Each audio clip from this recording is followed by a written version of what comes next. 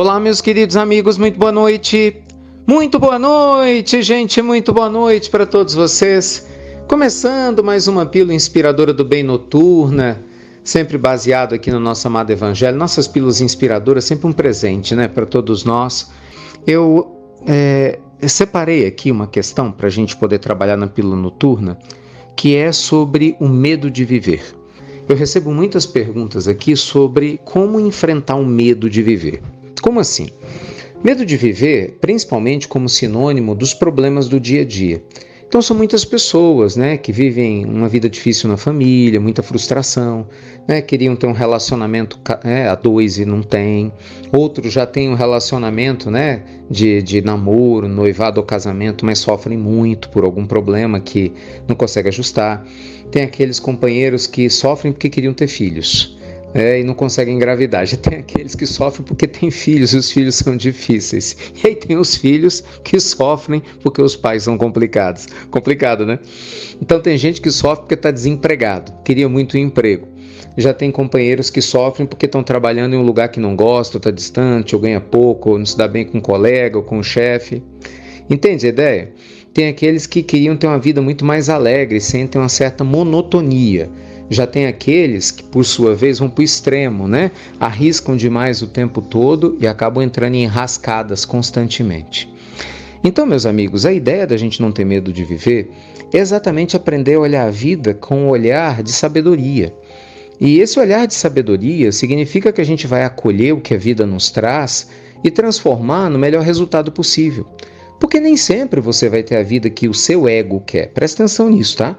Muitas vezes o que eu acho que é bom para mim, baseado na estrutura que eu criei de entendimento de certo ou errado, representado, né, pelo ego que eu possuo hoje, pelo papel que eu desempenho no mundo e na Terra, não necessariamente isso é o que o meu eu sagrado quer. Né, o meu eu divino, aquele ser espiritual ligado não a essa existência, mas à eternidade toda, que vai se manifestando cada vez mais, né, que é o meu eu mais próximo de Deus. Então não necessariamente o que o Ricardo Melo hoje, né, pai, empresário, cidadão, quer, o Ricardo Melo, espírito eterno, quer.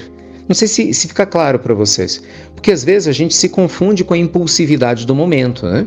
Então eu vivendo algum papel meu, com menos consciência, posso me deixar levar por atitudes que quando eu cair em si, numa meditação, numa oração, eu falo, meu Deus, que foi que eu fiz? Você já deve ter passado por isso, eu tenho certeza. Então, acolher a vida sem ter medo de viver é exatamente, gente, a gente ir desvendando a vida como um mistério, passo a passo. Você não tem que ter medo, você não tem que controlar tudo o tempo todo, você não tem ao mesmo tempo que ter respostas para todas as coisas, você simplesmente precisa estar aberta para o que a vida te traz.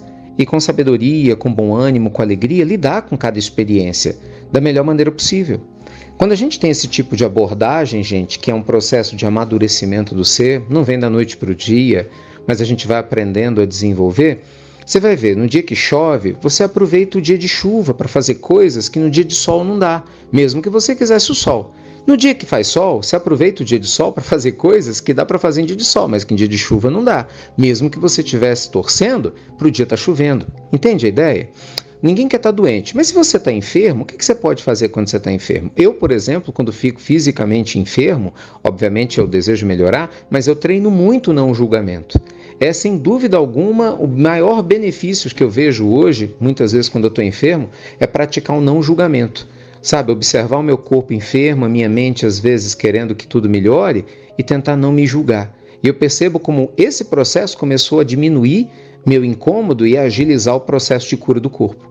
Entende? Então a ideia é essa, você vai acolhendo experiências de dor, mesmo quando a gente passa por mortes, separações e perdas, e você vai aprendendo a tirar delas um substrato positivo. Então o medo de viver vai desaparecendo. Porque só tem medo de viver a pessoa controladora, né? Que quer controlar um futuro, que tem receio que o futuro aconteça de um jeito diferente do que ela quer, ou seja, controladora. Confie em Deus, é confiar em Jesus, nesse ser espiritual maravilhoso que aceitou vir à Terra na posição espiritual gigantesca que possuía e que possui, para simplesmente nos dar o testemunho que é possível sim passar, né, pela Terra sem ser da Terra. Então confiemos e tenha certeza que suas dificuldades serão transitórias, mas que as recompensas da alma, né, gente, que a gente cultivar, essas serão, sem dúvida alguma, permanentes. Tá bom? Beijo pro seu coração. Sempre meu muito obrigado a você que compartilha as pílulas inspiradoras para quem você ama, tá bom? Que Deus te abençoe e Deus te proteja. Fiquem com Deus e até breve. Até muito, muito breve.